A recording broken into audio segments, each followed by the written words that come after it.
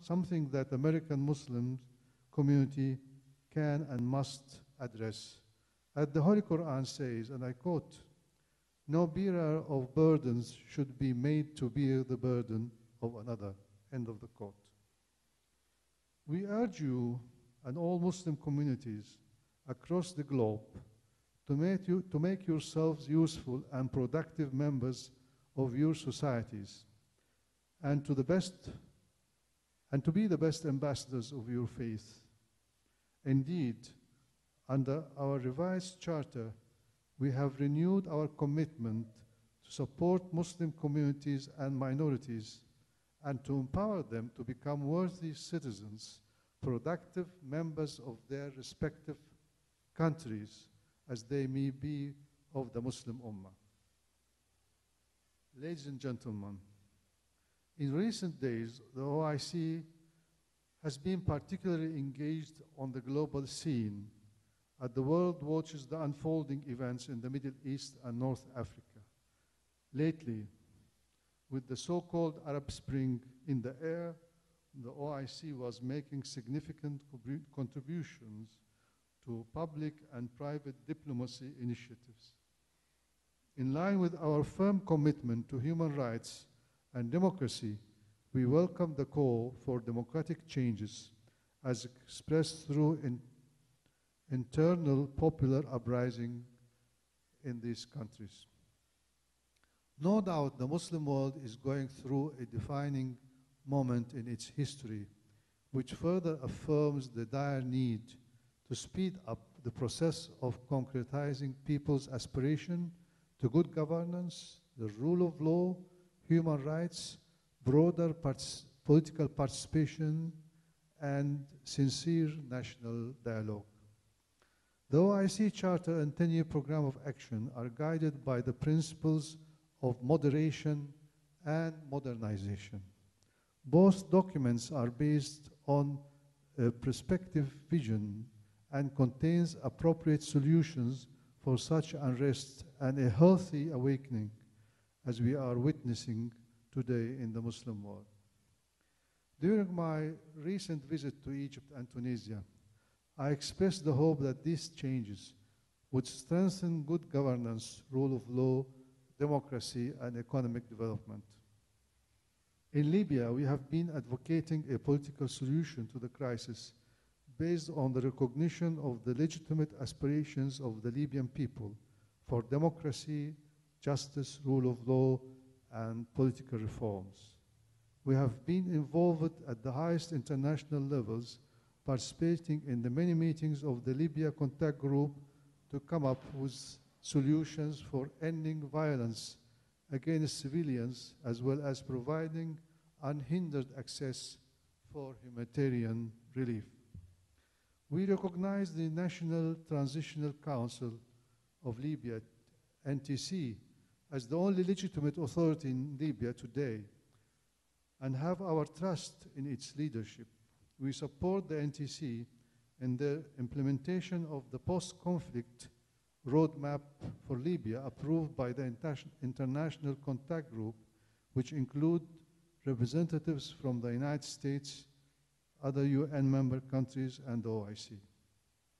The OIC was following with deep concern the violent events witnessed in a number of cities in Syria.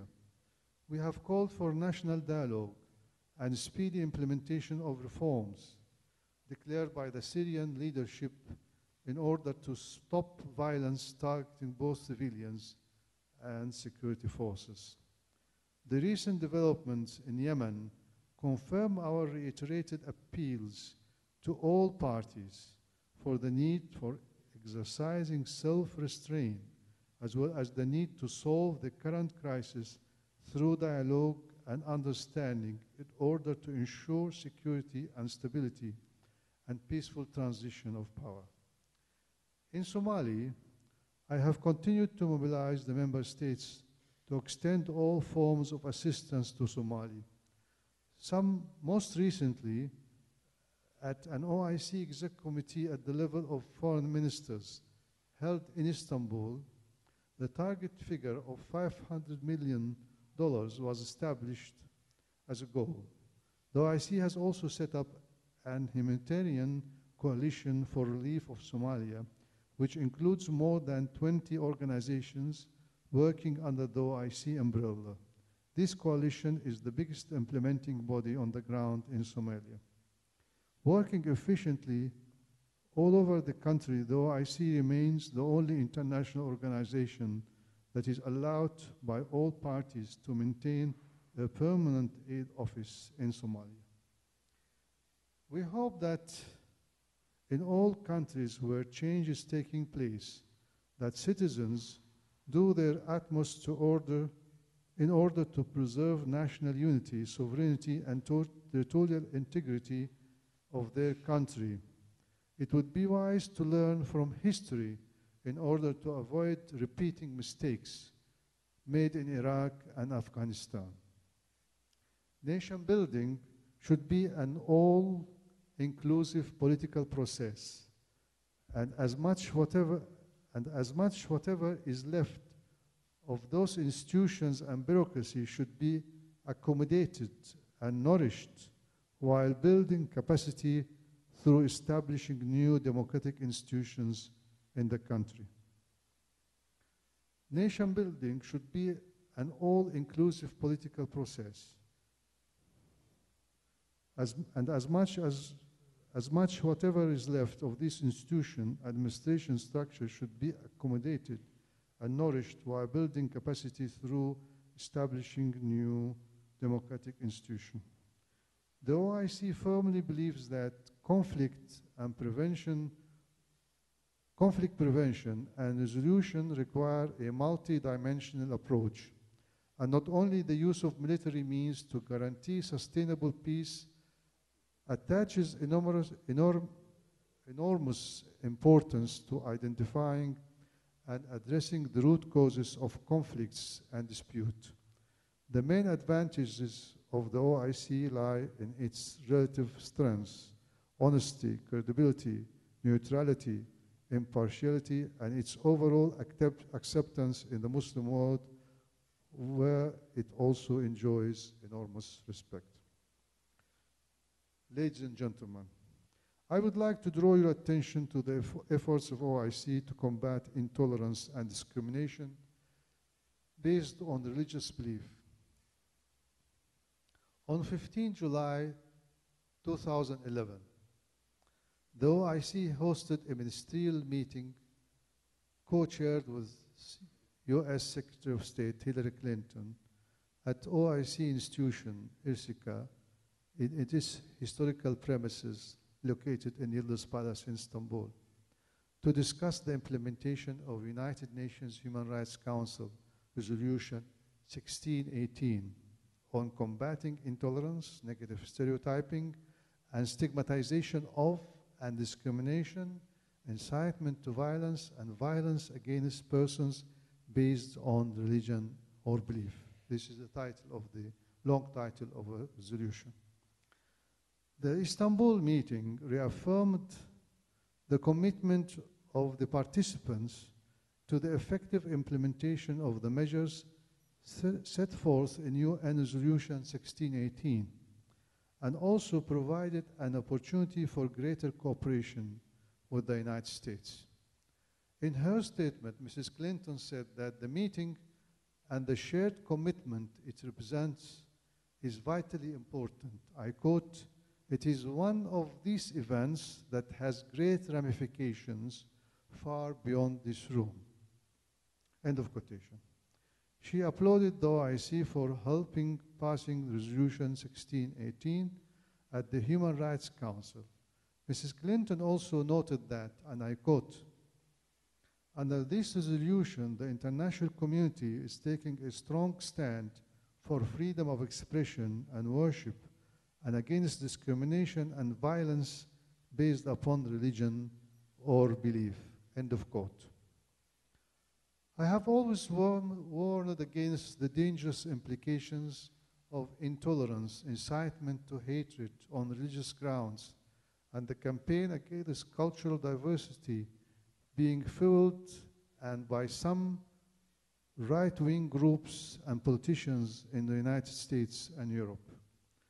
right-wing extremist elements have been successful in creating a negative image of Islam, of Muslims, as being a threat to so-called Western civilization, leading some European governments to impose restrictions and bans on Muslim cultural practices and leaders. The recent massacre in Norway has only amplified our concern about the influence the propagators of hatred and intolerance have in motivating and corrupting young people. The OIC has consistently pursued a policy to engage in a pragmatic dialogue with the other communities to remove whatever misgivings there may be between Muslims and their non-Muslim neighbors, and extend its hands of cooperation on issues of common concern. Ladies and gentlemen, these are challenging times worldwide, but it is also a time for great hope and aspiration. The recent phenomenal advances in technology and the power of youth and innovation together bring about transformative changes in our lives and how we live, travel, communicate, and do business makes the promise of a better world more realistic. There are good times ahead, and the future is inviting us with a challenge and with burgeoning opportunities. These opportunities are nowhere more prolific than here in America, and are nowhere as readily available to the Muslim community as here in the United States. I hope the wind of change will blow freely from this windy city and spread good tidings everywhere. In closing, I wish to thank the American Islamic College for their efforts, and to all of you who have made the efforts to be with us this morning. I look forward to observing the proceedings and I look forward to observing the proceeding and participating in the deliberations.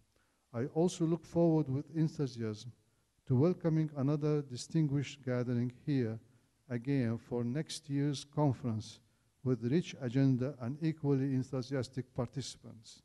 I thank you all for your attention and grateful for the opportunity to share these thoughts with you. Thank you.